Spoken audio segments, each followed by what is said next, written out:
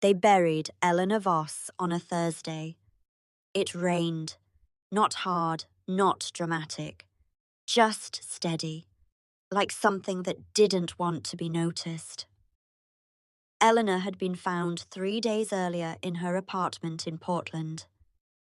32 years old. Graphic designer. Lived alone.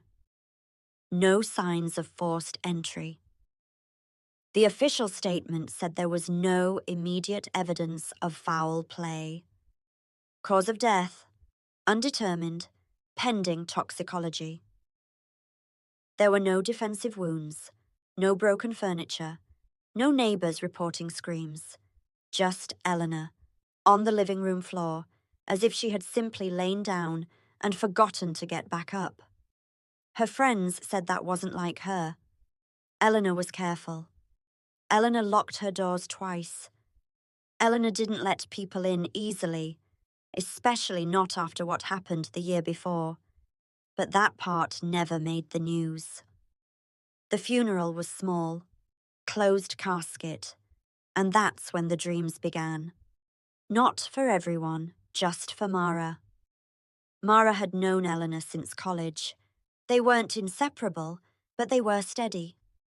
The kind of friendship built on late-night conversations and shared silences. The first dream came 3 nights after the burial. Mara found herself standing in Elena's apartment. Not as it had been when police photographed it, but dimmer. Softer, as if underwater. The air felt thick. The clock on the wall blinked 3:17 a.m. Elena was standing near the hallway. Not injured. Not pale. Just still. Watching. Mara tried to speak. Nothing came out. Elena raised her hand slowly and pointed. Not at Mara, past her, toward the kitchen. Then Mara woke up. 3:17 a.m. Exactly. She told herself it was grief. Brains are cruel when they're adjusting to absence. But the second dream was different. This time, Elena was closer. Her mouth moved. No sound. Just breath that didn't fog the air. And again, she pointed. Kitchen. Specifically, the space beside the refrigerator. When Mara woke, she felt something she couldn't explain. Not fear, urgency. The police had already released Elena's apartment back to the landlord. Most of her belongings were boxed, waiting for family. Mara knew she shouldn't, but she went anyway. The landlord allowed her inside briefly to retrieve personal items.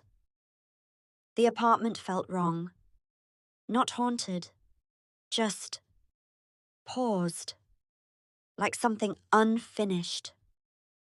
She walked to the kitchen, stood where Elena had pointed. There was nothing unusual. Tile floor, clean, bare.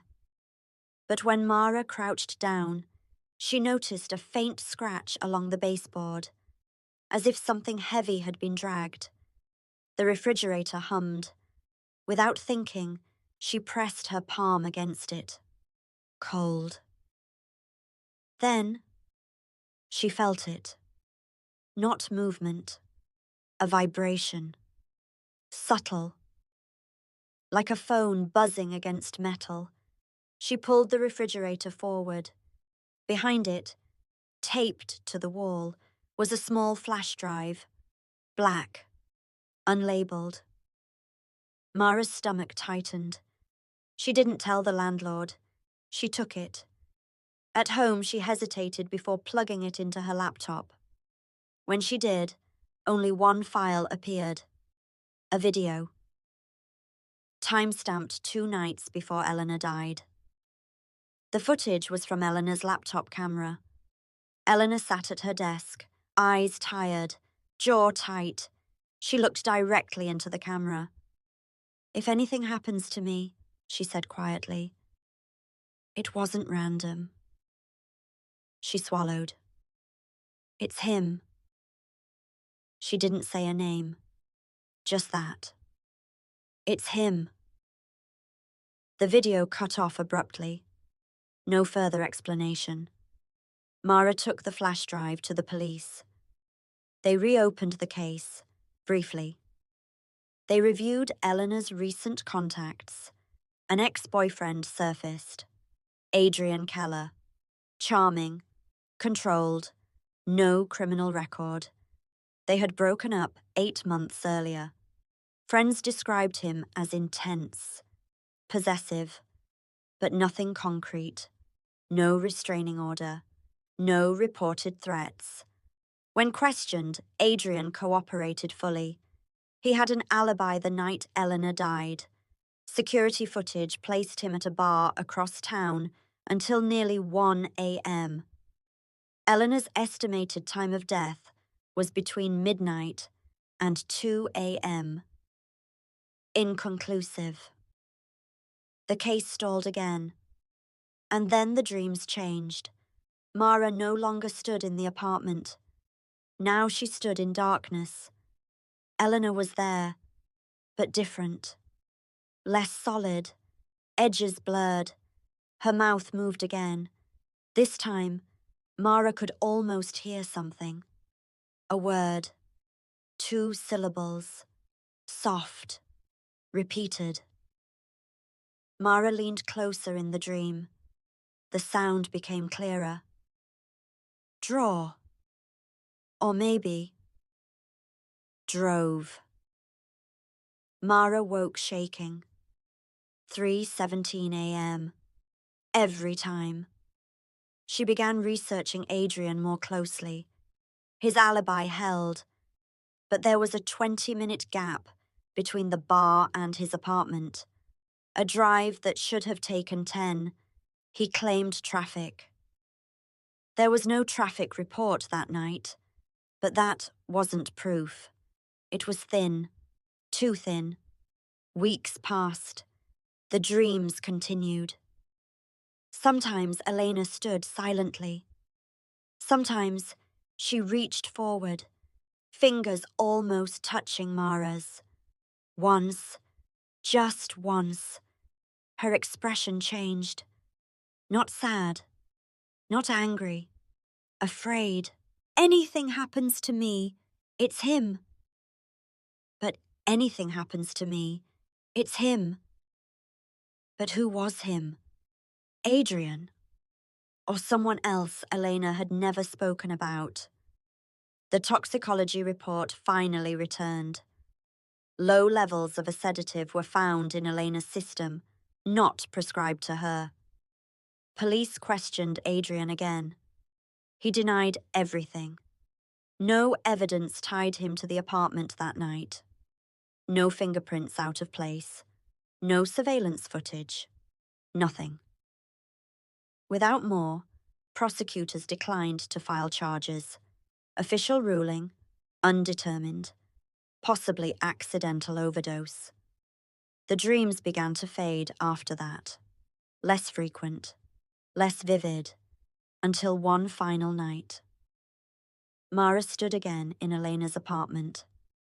But this time, Elena didn't point. She stepped closer, placed her hand over her own chest, then slowly, painfully, turned her head. As if looking at someone standing just out of view. Her expression shifted. Recognition. Then, terror. The darkness behind her deepened. And for the first time, the shape stepped forward. Mara woke before she saw its face.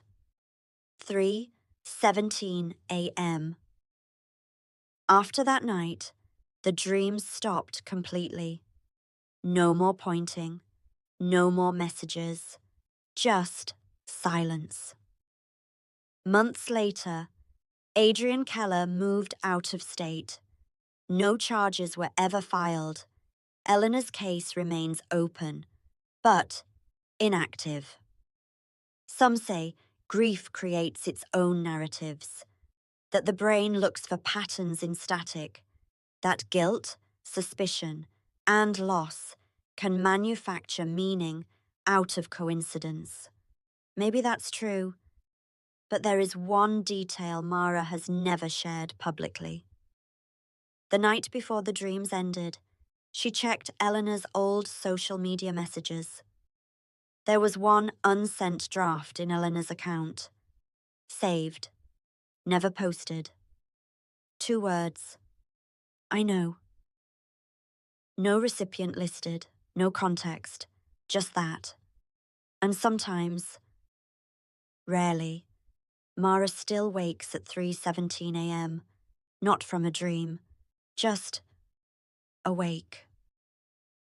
Certain that someone is standing beside her bed, trying, even now, to finish a sentence that never fully formed. Because some souls don't come back to haunt, they come back to testify.